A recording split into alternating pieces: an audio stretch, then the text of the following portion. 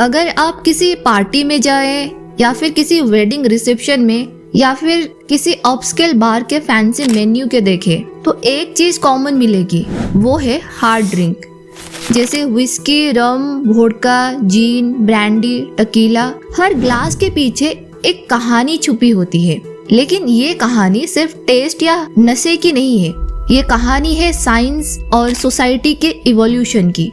तो चलिए डीकोड करते हैं इन ड्रिंक्स का असली सच। So let's decode. तो सबसे पहले सवाल ये आता है कि अल्कोहल क्या है? क्या हर ड्रिंक में अल्कोहल होता है?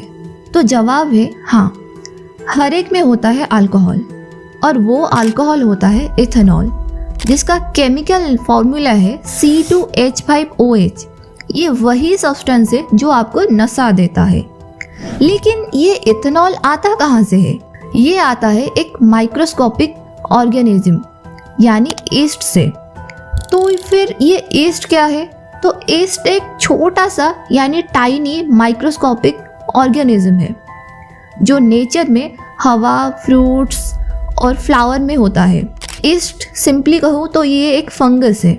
जब ईस्ट किसी सुगरी लिक्विड में मिलता है तो ये शुगर को तोड़कर बनाता है इथेनॉल प्लस कार्बन डाइऑक्साइड यानी C6H12O6 ग्लूकोज टूटकर 2 इथेनॉल और 2 CO2 बनता है, और इस प्रोसेस को कहते हैं फर्मेंटेशन। अब फर्मेंटेशन फिर क्या है? तो फर्मेंटेशन एक नेचुरल केमिकल रिएक्शन है जहां ईस्ट शुगर को अल्कोहल में कन्वर्ट करता है, और ये प्रोसेस थाउजेंड्स ऑफ इयर्स पुराना है। बियर और वाइन डायरेक्टली फर्मेंटेशन से बनते हैं, लेकिन जब अल्कोहल को और भी ज़्यादा स्ट्रॉन्ग बनाना होता है तब होती है डिस्टिलेशन। अब सवाल फिर से उठ जाता है कि ये डिस्टिलेशन फिर क्या है? तो डिस्टिलेशन एक साइंटिफिक प्रोसेस है जहां अल्कोहल और वाटर को हीट करके सेपरेट किया जाता है। अल्कोहल जल्दी एवापोरेट होता है और उसे कलेक्ट करके फिर से कूल करके ज़्यादा स्ट्रॉन्ग ड्रिंक बनाई जाती है, और इसी से बनते हैं हार्ड ड्रिंक्स जैसे विस्की, रम, वोडका और भी बहुत सारे। तो सबसे पहले बात करते हैं बियर के बारे में, जो दुनिया की सबसे पुरानी और मोस्ट कंज्यूम्ड ड्रिंक है। तो बियर बनती है ग्रेन से, जैसे बार्ली, इसको फर्मेंट करके बियर बनाते हैं। तो सबसे पहले ग्रेन्स को भिगो के जर्मिनेट करते हैं, जैसे हम लोग स्प्राउट बनाते हैं ना, सुबह खाते हैं, तो उसी तरीके से। और इस स्टेज को कहते हैं मोल्टिंग। और मोल्टिंग इसका मतलब क्या है? तो व्हाट इज मोल्ट? मोल्ट होता है जर्मिनेटेड ग्रेन, यानी ऐसा अनाज जो थोड़ा उगने लगा हो। यह बियर में शुगर और फ्लेवर देता है। उसके बाद मोल्टेड ग्रेन को बॉयल किया जाता है और उसमें ऐड होते हैं हॉप्स। हॉप्स एक प्लांट के कोन लाइक फ्लावर्स होते हैं जो बियर में बिटरनेस और एरोमा ऐड करते हैं। फिर आता है फर्मेंटेशन, जहां ईस्ट शुगर को अल्कोहल में बदलता है और रिजल्ट में आता है बियर। इसमें अल्कोहल कंटेंट 4% to 6% अराउंड होता है और टेस्ट काफ़ी लाइट, फिजी और बिटर स्वीट रहता है। नेक्स्ट बात करते हैं वाइन। वाइन बनती है क्रॉस्ड ग्रेप्स के जूस से। नेचुरल शुगर और ईस्ट ग्रेप्स के अंदर ही होता है, और इसमें ना 2 वेराइटी रहते हैं, जैसे red wine and white wine. Red wine अगर ग्रेप स्किन के साथ बनाई जाए तो उसे रेड वाइन कहते हैं, और वाइट वाइन अगर सिर्फ जूस से बनाई जाए, मतलब स्किन को अलग सेपरेट करके। इसमें अल्कोहल कंटेंट काफ़ी हाई रहता है, 9% to 14% अराउंड, और टेस्ट काफ़ी फ्रूटी, ड्राई और स्वीट रहता है। डिपेंडिंग ऑन ग्रेप टाइप और प्रोसेस के ऊपर भी डिपेंड करता है किस रीजन के ग्रेप यूज़ करते हो। नेक्स्ट आता है विस्की। विस्की का ओरिजिन स्कॉटलैंड और आयरलैंड इस रीजन से है, और ये 15th सेंचुरी के आसपास ओरिजिन हुआ था। ओल्ड गायलिक लैंग्वेज में इसे कहा गया है यूसेस बिएदा। इसका मतलब है वाटर ऑफ लाइफ। व्हिस्की बनती है ग्रेन्स को फर्मेंट करके, फिर डिस्टिल करके, और फिर ओक बैरल्स में ईयर्स तक स्टोर किया जाता है इसे। इंडिया में व्हिस्की ब्रिटिश के थ्रू आई। आज इंडियन व्हिस्की जैसे रॉयल स्टार, ब्लेंडर्स प्राइड, मैकडॉवेल्स हर स्टोर में मिलती है।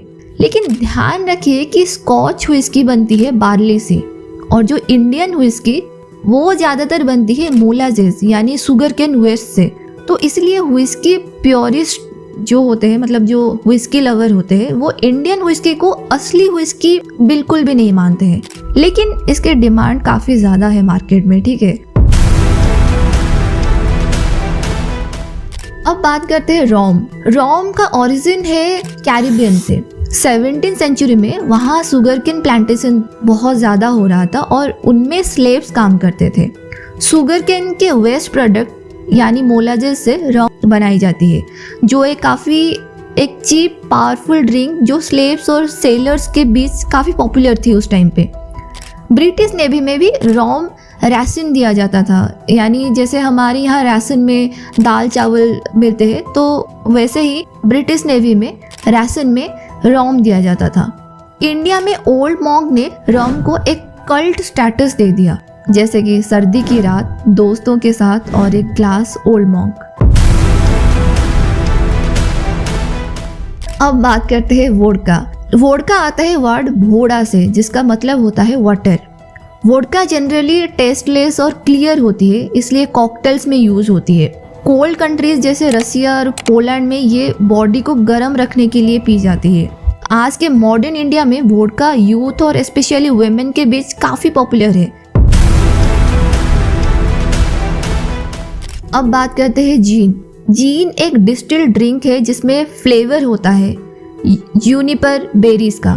ब्रिटिश ऑफिसर्स जब इंडिया आए तो मलेरिया काफ़ी कॉमन था। टॉनिक वाटर में क्विनाइन होता था जो मलेरिया से लड़ता है, लेकिन टेस्ट बहुत बिटर रहता है। तो सॉल्यूशन में टॉनिक में जीन मिला के इसको काफ़ी एक फेमस कॉम्बो बन गया, जीन एंड टॉनिक।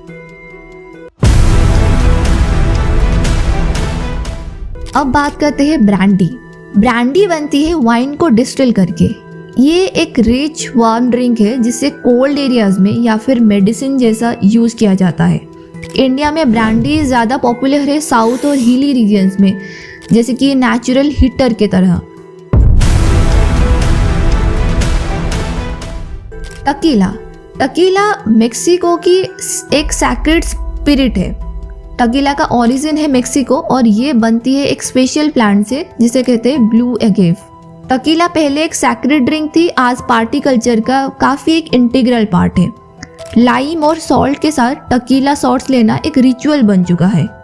अब बात करते हैं कुछ देसी ड्रिंक्स के बारे में जो एक कल्चर की पहचान है। इम्पोर्टेड ड्रिंक्स के अलावा इंडिया में अपने देसी ड्रिंक्स भी है। तो सबसे पहले महुआ, जो ट्राइबल इंडिया में सैक्रेड माना जाता है। हांडिया झारखंड और बिहार में राइस से बनती है। और फेनी गोवा की आइडेंटिटी है जो कैसियो फ्रूट से बनती है। और टोडी साउथ इंडिया में कोकोनट से बनने वाली एक लोकल ड्रिंक है। ये सारी ड्रिंक्स एक रीजन की कल्चरल आइडेंटिटी को दिखाते हैं। ये वीडियो पसंद आए तो लाइक करें, शेयर करें और देवी डिकोड को सब्सक्राइब करें।